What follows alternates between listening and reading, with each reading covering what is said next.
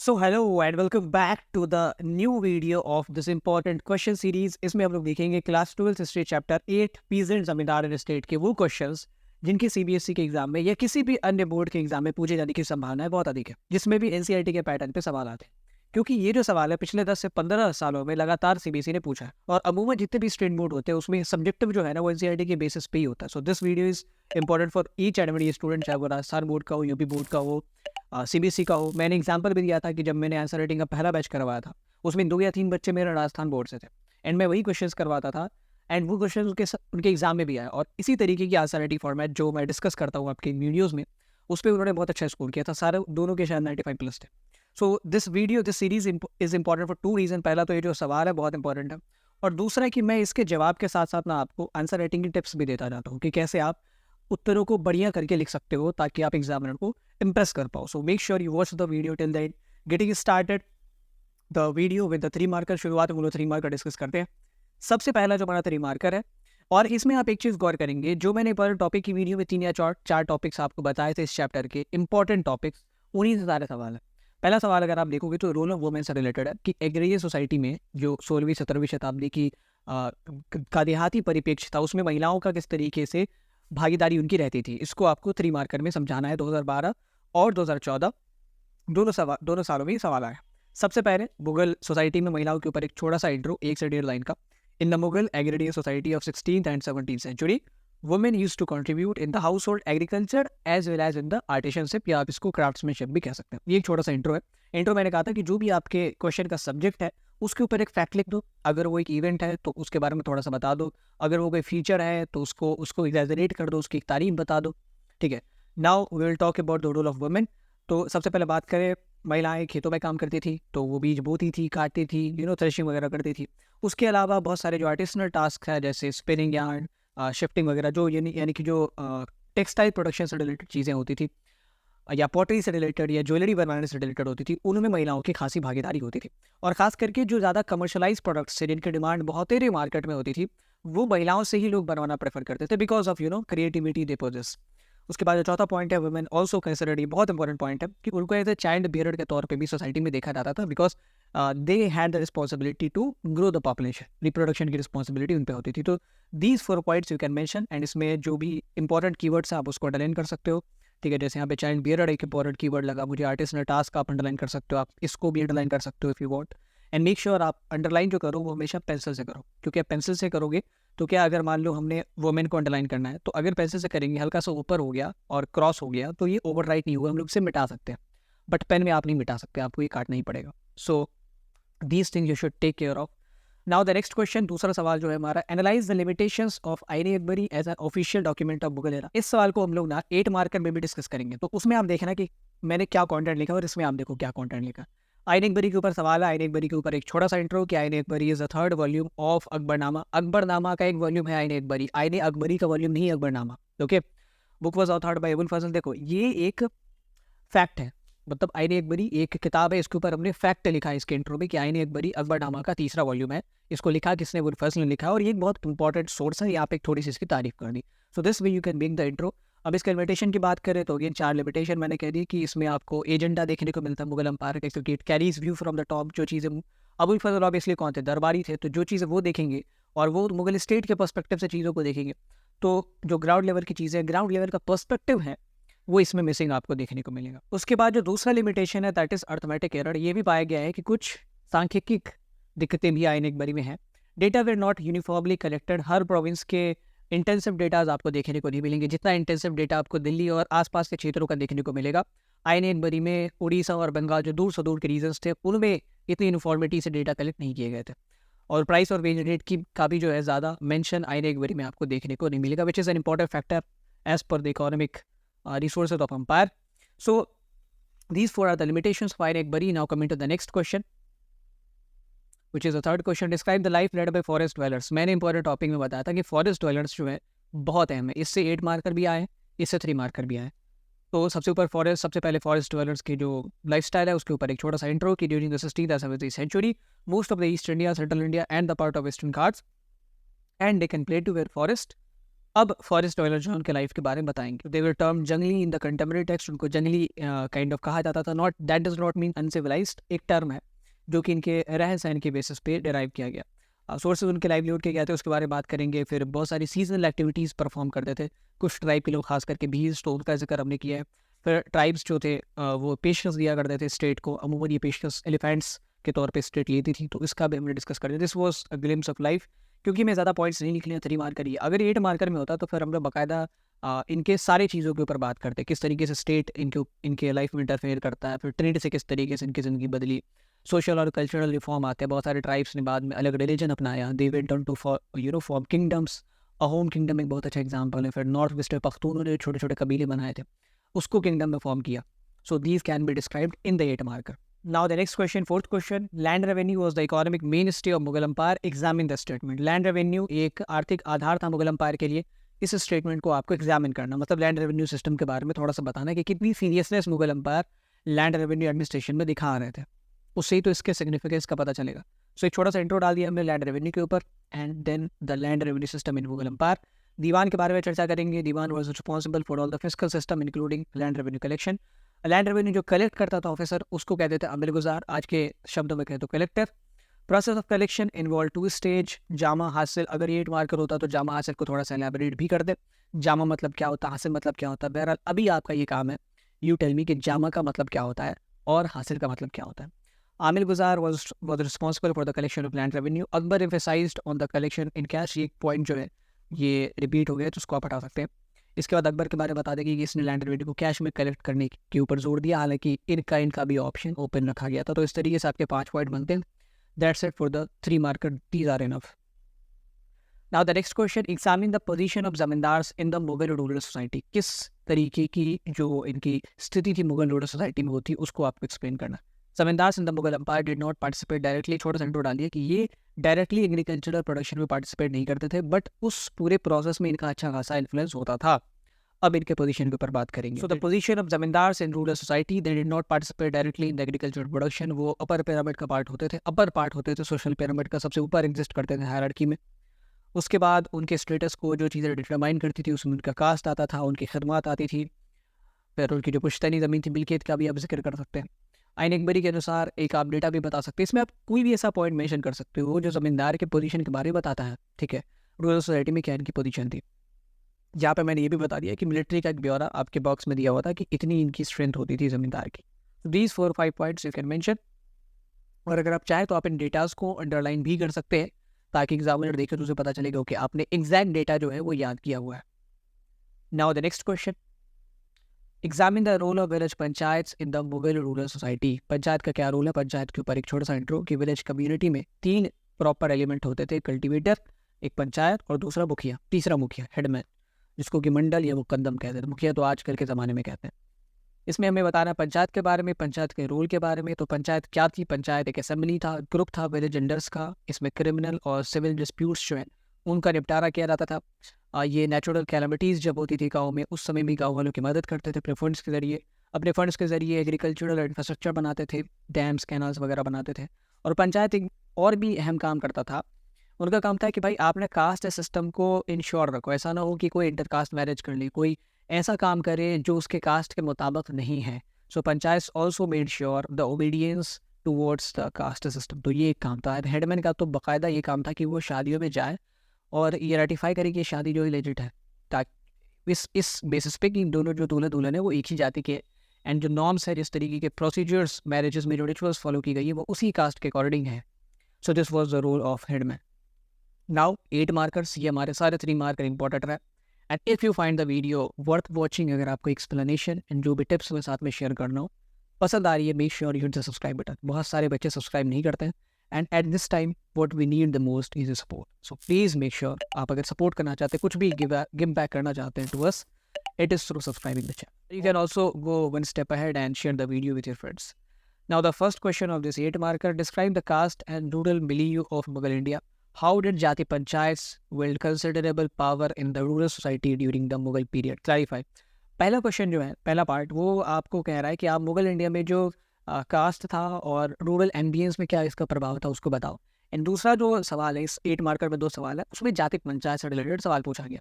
तो पहले हम लोग रूरल मिलियो के बारे में बताएंगे, कास्ट का क्या इन्फ्लुएंस था उसके बारे में, एक छोटा सा इंट्रो डाल दिया विलेज कम्युनिटी के ऊपर, and then caste and the rural milieu, ये रूरल एम्बियंस जो भी आप कहना चाहें। पहले बात करेंगे सोशल स्ट्रक्चर के बारे में, फिर कास्ट का क्या रोल होता था लोअर लेवल पे उसको देखेंगे, और फिर कास्ट का क्या रोल होता था इंटरमीडिएट लेवल पे उसको देखेंगे। तो सोशल स्ट्रक्चर की बात करें तो कल्टिवेटर्स वेयर हेट्रोजेनस ग्रुप्स, मतलब बहुत सारे अलग अलग कास्ट के लोग खेती करते थे from various caste and communities. और इसमें जो एग्रीकल्चरल लेबर्स थे जिनके पास अपनी ज़मीनें नहीं थी बट वो एग्रीकल्चरल प्रोडक्शन में शामिल होते थे, मतलब किसी और की ज़मीन पे काम करते थे, उनकी संख्या ज़्यादा थी और उनको माजूर कहते थे। ये एक टर्म है। अब एमसीक्यूज में ऐसी चीज़ें ही पूछी जाती है, माजूर रेफर्स टू विच, मतलब डैश डाल देंगे, तो that refers to agricultural labours जिनके पास अपनी ज़मीन नहीं होती है।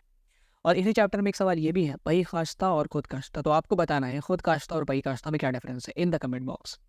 Despite the evidence of cultivable land, बहुत सारे जो कास्ट ग्रुप थे उनको लैंड से वंचित रखा गया था, and they were subjected to menial task, छोटी मोटी जिम्मेदारी जो होती है कूड़ा करकट उठाने की, वो उनको दी गई थी और वो हमेशा पॉवर्टी में ही रहते थे। और इसको आप देखेंगे इस हेडिंग में, rule of caste at lower level. Lower level पे जो कास्ट था उनका डायरेक्ट कोरिलेशन होता था पॉवर्टी एंड सोशल स्टेटस से। जो कास्ट जितने नीचे हैं वो गरीब भी उतने होंगे एंड सोशली उतने ही पिछड़े भी होंगे। फॉर एग्जाम्पल मुस्लिम्स में कुछ कास्ट होते थे हलाल खोर जिन्हें कहते थे, तो हलाल खोरन जो है वो क्या काम करते थे, साफ सफाई हो गया, ये लाशों को इधर से उधर करना। So they had to live outside the village. उनको इतना ड्रैकोनियन उनके साथ व्यवहार होता था कि उनको गाँव में रहने की इजाज़त नहीं थी, उनको बाहर रहने को कहा जाता था। ऐसे बिहार में जो मल्लाह वगैरह थे उनको स्लेव्स की तरह ट्रीट किया जाता था। इस तरीके की ह्यूमिलेटिंग जो है बिहेवियर उनके साथ अपनाते थे लोग। So at lower level there was a direct correlation between caste. अगर आपका कास्ट छोटा है तो आप, मतलब कास्ट नीचे है लोअर हायरार्की में अगर आप है, तो आप जितने नीचे उतने गरीब भी होंगे और उतना ही आपका जो है सामाजिक पिछड़ापन भी दिखेगा। लेकिन ये चीज़ इंटरमीडिएट लेवल में बहुत स्ट्रेंज थी। इंटरमीडिएट लेवल मतलब मिडिल लेवल, एक तो अपर लेवल हो गया, ठीक है। मिडिल लेवल पे जो कुछ कास्ट थे वहाँ पे आपको डायरेक्ट कोऑर्डिनेशन नहीं मिलेगा। बहुत सारे कास्ट ऐसे थे जो सोशल स्टेट, जो थोड़े से मिडिल लेवल में भी नीचे थे बट वो उतने गरीब नहीं थे कंपेरेटिवली। जो उनसे ऊपर कास्ट है उनसे अमीर ही है और सोशल स्टेटस भी उस हिसाब से उनका नीचे नहीं गिरा हुआ। कुछ एग्जाम्पल अगर देखें तो मारवाड़ में राजपूत हायरार्की में जाटों से ज़्यादा ऊपर थे बट बूथ में मेंशन्ड एज पीजेंट्स, एंड उनकी इकोनॉमिक जो स्थिति थी वो लगभग सेम थी। ऐसे ही गौरव करके कम्युनिटी वृंदावन में उन्होंने अपनी जो हायरार्की है उसको बढ़ा के अपने आप को एक क्षत्रिय स्टेटस क्लेम किया 17वीं शताब्दी में। अय्यर गुर्जर मालीस ये ट्रेडिशनली एनिमल रियरिंग करते थे, पेस्टोरिज्म फॉलो करते थे। ये प्रॉफिटेबिलिटी, उस बिजनेस से प्रॉफिटेबिलिटी गेन करके उन्होंने अपने स्टेटस को ऊपर उठवा लिया। ईस्टर्न इंडिया में बात करें सदगोप्स और कैवर्स दो कम्युनिटी थी, वो फिशिंग कास्ट थे, मछुआरे थे, ये मछली का कारोबार करते थे। उन्होंने भी, अब देखो, ये फिर ऊपर उठ गया हायरार्की में, इन्होंने पीजेंट्स का दर्जा प्राप्त कर लिया। So this is something which you see in the intermediate level कि there was no correlation between caste, poverty and social status. Kaivarta Sadgop lower caste के थे बट सोशल स्टेटस उनका पीजेंट के लेवल का था। तो this was something which only happened in the intermediate level. अब हम लोग नेक्स्ट टॉपिक पे जाएंगे विच इज जाति पंचायत। जाति पंचायत के ऊपर एक छोटा सा इंट्रो डाल दिया कि ईच कास्ट हैड जाति panchayat in their village, and इसके रूल के बारे में बात करेंगे। राजस्थान में जाति पंचायत क्या करती थी, तो सिविल डिस्प्यूट्स जो है उनको निपटाती थी, and the mediated in contested claims of land. उसके अलावा मैरिजेस वगैरह सही से परफॉर्म की जा रही है नहीं, उनको भी ये चीज़ ये इंश्योर करते थे, उसके ऊपर भी जो विवाद होते थे उनको भी निपटाते थे। And in the most cases accept in the matters of criminal justice, जो स्टेट है, जो मुगल स्टेट है, वो इनके फैसले को रिस्पेक्ट करती थी, मान लेती थी। क्रिमिनल जस्टिस में अमूमन जाति पंचायत के जो फैसले थे उसको रिवर्ट किया जाता था और स्टेट खुद से इंटरफेयर करके उसके डिस्टेंस लेती थी। So this was all in the answer. इसके अलावा आप क्या कर सकते हैं, लास्ट में आप जाति पंचायत में एक छोटा सा कर्क्यूजर डाल दो, यहाँ पे स्पेस नहीं था इसलिए मैंने डाला। Now the next question, explain the role of panchayat in the Mughal rural society during 16th century. ये सवाल 2016 2014 दोनों बार पूछा गया है। पंचायत के ऊपर एक छोटा सा इंट्रो, छोटा सा नहीं, 3 मार्क से थोड़ा सा ज़्यादा, 3 मार्क हम लोग 1 से 1.5 लाइन का रखते थे, इसमें हम लोग रखेंगे 2 से 2.5 लाइन का।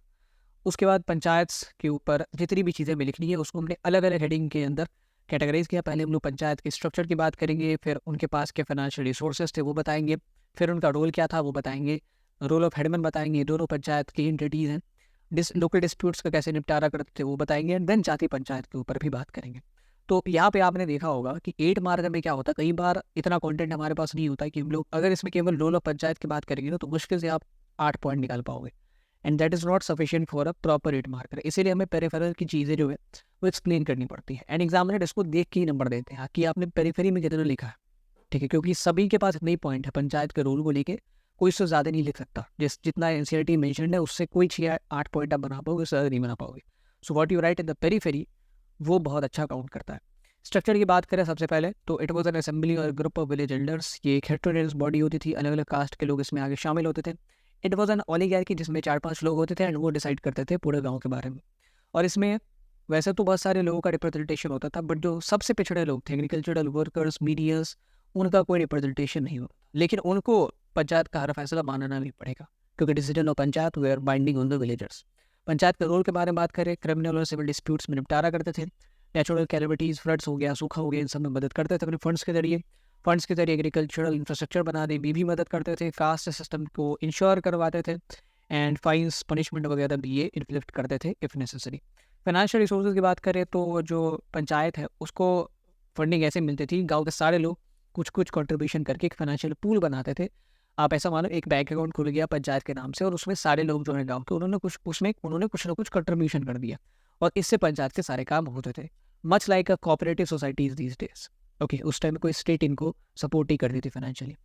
उसके बाद हेडमैन के रोल की बात करें, इसको मंडल और मुकद्दम कहते थे। इसको चुना जाता था विलेज एल्डर्स के कंसेंसस के जरिए।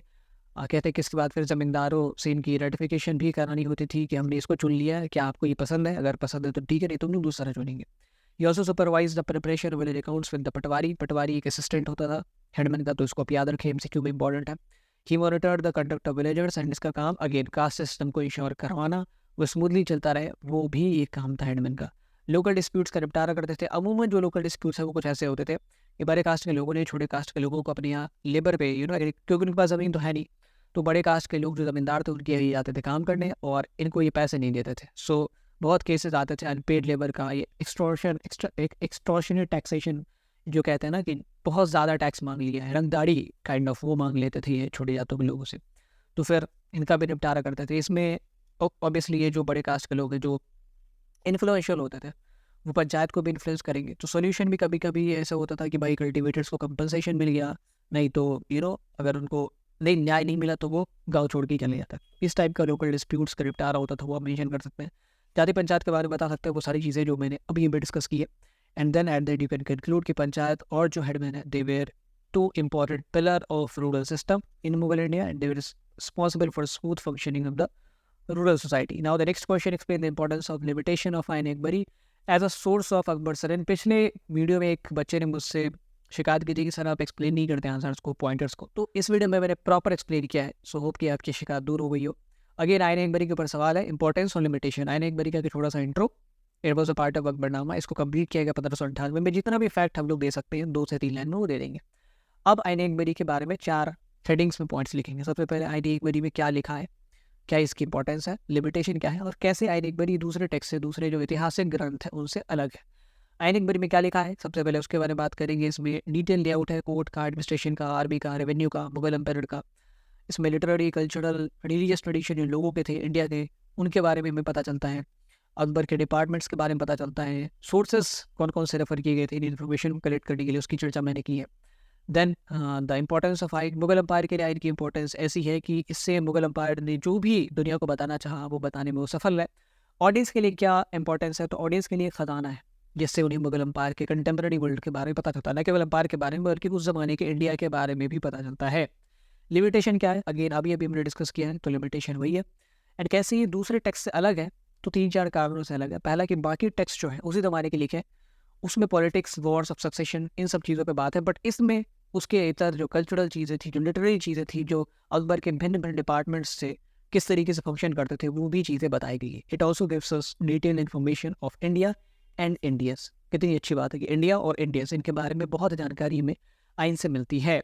So it has information on art, military, fiscal system, law and order and specially the thoughts of Akbar. जो सबसे आखिरी खंड है आइन अकबरी का, उसमें तो अकबर की विजडम, क्या उनका मानना था अलग अलग टॉपिक के ऊपर, उसको एलाबोरेट किया है अबुल फजल ने। So despite its limitation, Ain Akbari is still one of the best source to reconstruct the history of Mughal Bedouin India. So that's all how we can conclude this answer. Now the next question, describe the life of forest dwellers in the Mughal era. और इसी ऐसा ही सवाल आपसे 2016 में पूछा गया है, 2019 में पूछा गया है।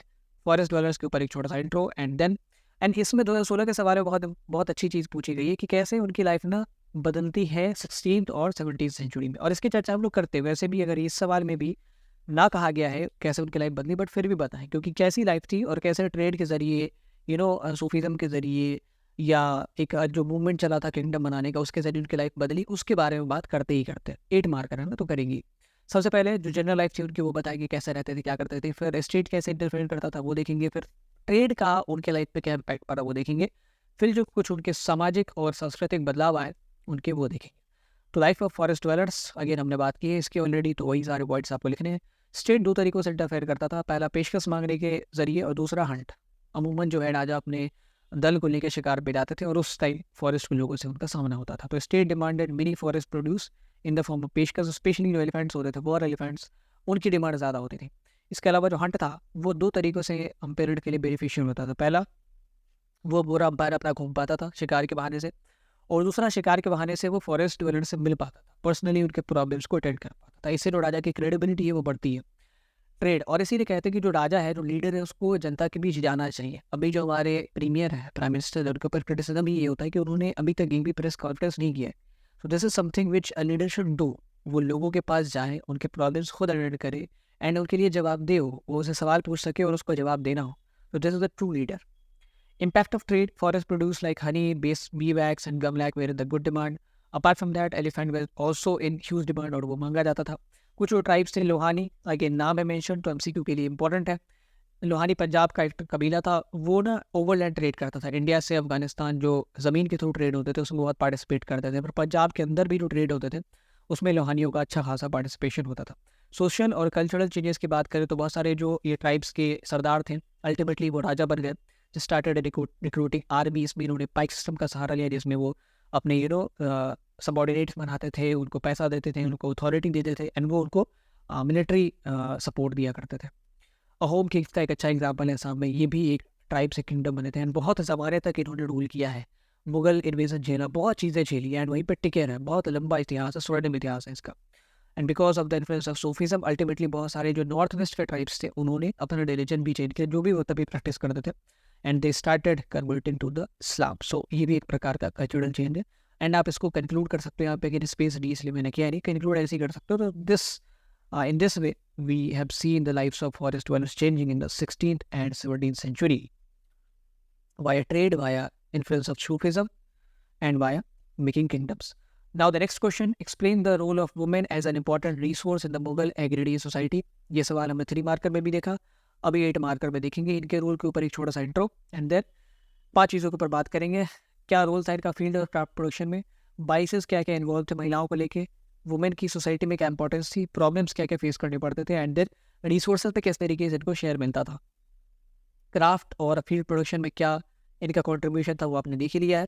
बाइसेस 2 तरीकों के इनको फेस करने पड़ते थे। फिजिकल बाइस, जब इनका मेंस्ट्रुअल साइकिल होता था तो ऐसा देखा गया कि वेस्टर्न इंडिया में इनको हल छूने से या पॉटर व्हील जो चाक वगैरह होता है उसको छूने से मना ही थी, क्योंकि माना जाता था कि ये अपवित्र हो गई है as per the religion, local religion. They could not enter the betel lips, पान के बगान में नहीं जा सकती थी बंगाल के ट्रेडिशन के अनुसार जब इनका मेंस्ट्रुअल साइकिल होता था। तो these were the biases faced by women even though they were important in agricultural production as well as in artisanal tasks like pottery making और जो ceramics वगैरह उसमें। Next thing, importance of women, ये बहुत crucial थी हर एक area में, चाहे हाउस होल्ड मैनेजमेंट की बात करें, एग्रीकल्चर की बात करें, क्राफ्ट प्रोडक्शन की बात करें, और इनको एक चाइल्ड बेरर के तौर पे भी सोसाइटी का देखा जाता था। और उस ज़माने में ह्यूमन रिसोर्स सबसे इंपॉर्टेंट रिसोर्स था, तो जितनी ज़्यादा पॉपुलेशन, जितना ज़्यादा जिस फैमिली की जितनी ज़्यादा तादाद होगी वो फैमिली उतना ज़्यादा रिच होगी, क्योंकि उतना ज़्यादा लोग इसके खेतों में काम करने के लिए होंगे, उतने ज़्यादा लोग उसके कोई जो अगर वो क्राफ्टमैनशिप फॉलो करती है, पॉटरी बनाती है, ये चूड़ियों का काम है, ये सेरेमिक्स का काम है, तो उतने लेबर्स उसके पास होंगे। सो इसमें महिलाओं का बहुत अच्छा खासा इंपॉर्टेंस होता था। इसीलिए ब्राइड प्राइस का भी हमने प्रेवलेंट देखा है। दहेज का ठीक उल्टा, दहेज में क्या होता है, लड़की वाले लड़कों को पैसा देते हैं। उस ज़माने में ये भी बहुत जगह फॉलो किया जाता था कि लड़के वाले लड़की वालों को पैसा दे रहे हैं कि भाई आपकी बेटी हमारे यहाँ आ जाए, इतना पैसा रख लो, क्योंकि महिलाओं की इंपॉर्टेंस थी। फिर उनको प्रॉब्लम्स क्या फेस करनी पड़ती थी, मोर्टेलिटी रेट बहुत हाई थी, क्योंकि खाना पीने को नहीं मिलता था, बहुत बार प्रेगनेंसी होती थी, 17 18 बच्चे एक औरत के होते थे, और इस दौरान बहुत सारी जो महिलाएं हैं वो बच्चे को जन्म देते समय ही मर जाती थी। Women were kept under strict control. अगर इनफिडेलिटी देखी गई है, जिसको एडल्ट्री कहते हैं आजकल के ज़माने में, अगर वो होती थी तो बहुत ड्रैकोनियन पनिशमेंट आपको देखने को मिलती। लेकिन मेल कभी भी ऐसा करते थे तो उनको छोटा मोटा कंपनसेशन देके या कभी कभी तो सजा मिलती भी नहीं थी। So this was basically the situation of women in the Mughal rural society. Share women in share of resources, इनको प्रॉपर्टी इनहेरिट करने का अधिकार था। बहुत बार जो महिलाएं including the widows they used to participate in the land trade, ज़मीन की खरीद फरोख्त में उनकी भी हिस्सेदारी देखी गई है, पार्टिसिपेशन देखी गई है। कुछ ज़मींदार भी महिलाओं के कुछ ज़मींदारी भी महिलाओं द्वारा चलाई गई थी बंगाल में, जैसे एक राजशाही ज़मींदारी है that was led by women. Example है, अगेन एमसीक्यू में पूछा जा सकता है, और अगर आप ऐसे एग्जाम्पल देते हैं तो मेक श्योर आप इसे अंडरलाइन जरूर करें। So in this way we can conclude कि women were important pillar of rural society, be it in the household management, be it in the agricultural production, or in the craftsmanship or the artisanal tasks. Now the next question, analyze the role of zamindars during the Mughal period. जमींदारों के ऊपर एक छोटा सा intro, ये सवाल important है, 2016-2019 दोनों में पूछा गया है, और अभी हाल ही में सैम्पल पेपर में भी पूछा गया है। जमींदारों के ऊपर एक छोटा सा इंट्रो, फिर जमींदारों की स्थिति जो है, जमींदारों का महत्व क्या था, उसको एनालाइज करेंगे 5 फैक्टर्स के जरिए, ओरिजिन, उनके जनरल फीचर, किस तरीके से पावर उनको मिलते थे, रूरल सोसाइटी जो थी उसमें क्या इनका रोल था, देन पीजेंट्री के साथ क्या रिलेशन थे उसको देखेंगे। So the origin, there were various ways, या तो आप कॉन्क्वेस्ट के जरिए जमींदार बन सकते थे, आपने लैंड कॉलोनाइज कर लिया उसके जरिए आप जमींदार बन जाओगे, आपने राइट्स ट्रांसफर कर ली, किसी दूसरे के नाम पे थे, आपने जरूरत पड़ती थी तो अपने नाम पे करवा लिया, या पैसे देके करवा लिया, स्टेट के जरिए मिल गया, या आपने खरीद लिया है ज़मीन, तो इस तरीके से लोग जमींदार बनते थे। जनरल फीचर्स की बात करें, डायरेक्टली एग्रीकल्चर प्रोडक्शन में पार्टिसिपेट नहीं करते थे, they used to be in the upper part of social pyramid. Factors which determine their status, caste and खदमात, उनके पास हैवी मिलिट्री होती थी, चाहे उसमें कैवलरी की बात करें वो भी थी, हॉर्सेस भी थे, एलिफेंट्स भी थे, इन्फेंट्री भी थी, तोपें भी थी, फोर्ट्स वगैरह भी कंट्रोल करते थे, तो इस कारण से बहुत ही इंपॉर्टेंट हो जाते थे और बहुत इनकी पूछ होती थी। उसके बाद सोर्सेज ऑफ पावर, पहली तो इनकी मिल्कियत जो इन्होंने अपने परदादाओं से, दादों से, बापों से अपने इनहेरिट की होती थी, और इसको ये सेल कर सकते थे, मॉर्गेज रख सकते थे, कुछ भी कर सकते थे। फिर स्टेट सर्विस, जो जितना ज़्यादा स्टेट से एसोसिएटेड होता था उनकी उतनी ही ज़्यादा इज्जत, उनका उतना ही ज़्यादा रुतबा होता था। Control over military resources was another factor, जिसके पास जितनी ज़्यादा आर्मी, जितना बड़ा किला, वो उतना पावरफुल जमींदार होगा। और रूरल सोसाइटी के ग्रोथ में क्या कंट्रीब्यूशन था, तो पीजेंट्स को लोन देते थे, उनके प्रोड्यूसर्स को कैश में बिक्री करवाते थे, खरीदते थे। उन्होंने हाटों की भी स्थापना की थी, एक मार्केट जिसमें कि ये जो एग्रीकल्चर प्रोड्यूस है उनको बेचे जा सके। एंड कैश का जो बेसिकली कारोबार है वो ज़मींदारों के कारण ही गाँव में हो पाया, और जब तक मोनेटाइजेशन नहीं हुआ है तब तक, मोनेटाइजेशन जब भी होगा तब आपके पास ऑप्शन खुल जाएंगे। मैंने बताया था इकोनॉमिक्स के लेक्चर में कि बार्टर सिस्टम में क्या होता है, आपके पास लिमिटेशन हो जाता है। आपने चावल के बदले गुड़ खरीदा है, तो अब आपको जो भी चीज़ें चाहिए आपको सोचना पड़ेगा कि मुझे अगर जूता चाहिए तो मुझे ऐसे आदमी को ढूंढना पड़ेगा जिसको गुड़ की आवश्यकता है। उसी जगह पे आपने अगर चावल को कैश में खरीदा हो तो कैश आपके पास आ गया, आप उस कैश से कुछ भी खरीद सकते हो, आप जूता खरीद सकते हो, आप कपड़ा खरीद सकते हो, आप मोबाइल फ़ोन खरीद सकते हो। सो कैश से एक लिबर्टी मिलती है स्पेंड करने की, जो कि बार्टर सिस्टम में पॉसिबल नहीं है। नेक्स्ट पॉइंट, पीजेंट्री के साथ इनके कैसे रिलेशन थे। ज़मींदार से एक्सप्लोरेटिव होते थे, बट पीजेंट्री के साथ इनके अच्छे रिलेशन होते थे। अमूमन पीजेंट्स इनको अपना पैटर्न कहते थे। ये ब्रिटिश इरा के ज़मींदार नहीं है, ये मुगल इरा के ज़मींदार है। ब्रिटिश इरा के ज़मींदार तो अलग थे, वो तो शहरों में रहने लग गए थे, उनको अपने किसानों से कोई मतलब नहीं था। ये मुगल इरा के ज़मींदार, मेंडावर इरा के ज़मींदार है, ये गाँव वालों की मदद करते थे समय आने पे, इसीलिए।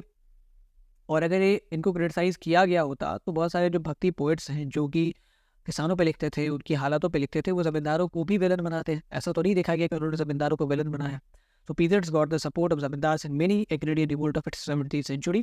इसीलिए कह सकते हैं कि इनके रिलेशन अच्छे थे, हालांकि एक्सप्लोरेटिव थे ये, but they had good relation. So zamindar was a class in the upper pyramid of Mughal rural society who used to influence agricultural production and trade. They were also associated with state for the collection of land revenue in the terms of khadmat. Now the next question, probably the last question of this chapter, examine the vitality of Mughal land revenue system. हमने कहा था कि ये land revenue के ऊपर 3 marker भी आया है और 8 मार्कर भी आया है, उसको देख ले। तो लैंड रेवेन्यू के ऊपर एक छोटा सा intro and then land revenue की सारी चीज़ें बताएंगे। ये सवाल मैंने हालांकि सैम्पल पेपर में भी डिस्कस किया है। एडमिनिस्ट्रेटिव सेटअप बताएंगे, कैसे लैंड को मेजर किया गया, क्या क्या कोशिश की गई वो देखेंगे, क्योंकि लैंड रेवेन्यू के लिए कितना लैंड है और कितना कल्टिवेटेड है, कितना कल्टिवेबल है, वो भी पता होना ज़रूरी है। देन क्लासिफिकेशन लैंड का रॉयल ड्यूज़ कैसे कैलकुलेट करता है, कैसे पता चलेगा क्योंकि इतना टन हमने प्रोड्यूस किया इस साल एग्रीकल्चरल प्रोडक्शन में, अब इस पर कितना सरकार लेगी, वो कैसे तय होता था।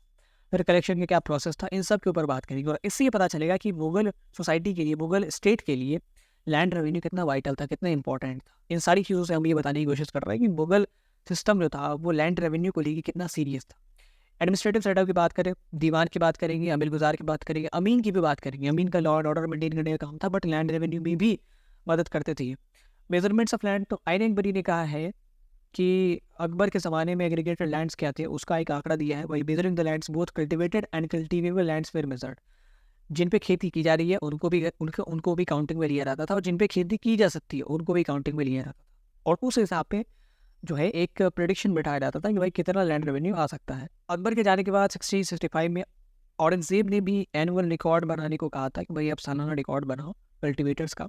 बहुत सारे एम्पेरर्स ने कोशिश की बट कोई भी हिंदुस्तान के पूरे ज़मीन को मेजर नहीं कर पाया कि कितना कल्टीवेटेड है, कितना कल्टीवेबल है, क्योंकि ज़मीन में डाइवर्सिटी बहुत है। आप देखेंगे तो बीच में नदियाँ पड़ जाती है, फिर फॉरेस्ट है, फिर रेगिस्तान है, पहाड़ी इलाका है। तो एक प्लेन तो है नहीं, यूनिफॉर्म चीज़ तो है नहीं कि आप आसानी से कर पाएंगे। So this was a tedious task to do and no one did this completely. Next point, next heading हमारा जो उसमें हम लोग लैंड की क्लासिफिकेशन की बात करेंगे, क्योंकि इससे हमें पता चलता है इस क्लासिफिकेशन को बताने के बाद कि रॉयल ड्यूज कैलकुलेट कैसे किया जाता था। तो अकबर के ज़माने में टोडरमल ने 4 कैटेगरी में लैंड को बांटा। पोलस, जिन पे की कभी खेती नहीं रुकती, हमेशा खेती होती रहती है। परौथी, जिनमें 2-4 सालों की खेती के बाद कभी कतार छोड़ दिया जाता है 3-4 महीनों के लिए। चाचर, जिसमें कुछ सालों की खेती के बाद 3-4 साल के लिए उस ज़मीन को छोड़ दिया जाता है ताकि वो वापस से अपनी फर्टिलिटी जो है वो रिकवर कर पाए। बंजर एक ऐसी ज़मीन है जिस पे आपको 5 या उससे ज़्यादा सालों के लिए इसको छोड़ना पड़ता है कुछ ही सालों की खेती के बाद, और ये सबसे लोएस्ट क्वालिटी ऑफ लैंड में आते हैं। रॉयल ड्यूज कैलकुलेट किए जाते थे पोलर्स और पड़ौती के बेसिस पे। इन पोलर्स और पड़ौती लैंड में जो भी प्रोडक्शन होता था उसको 3 कैटेगरी में बांट दिया, गुड, मीडियम, बैड। और फिर इन तीनों की एवरेज निकाल दी, तीनों को जोड़ा, बट्टे 3 की एवरेज आ गई। और फिर जो एवरेज आई है उसका 1/3, मतलब पोलर्स और पड़ौती की जो टोटल प्रोडक्शन है वो मान लेते हैं 300 टन। ठीक है, तो 300 टन का एवरेज क्या होता है, 300 टनों को हमने गुड, मीडियम, बैड में बांट दिया तो आएगा तो 300 ही ना। दो तीनों को अगर अलग अलग कैटेगरी बांटेंगे तो आएगा 300 एग्रीगेट।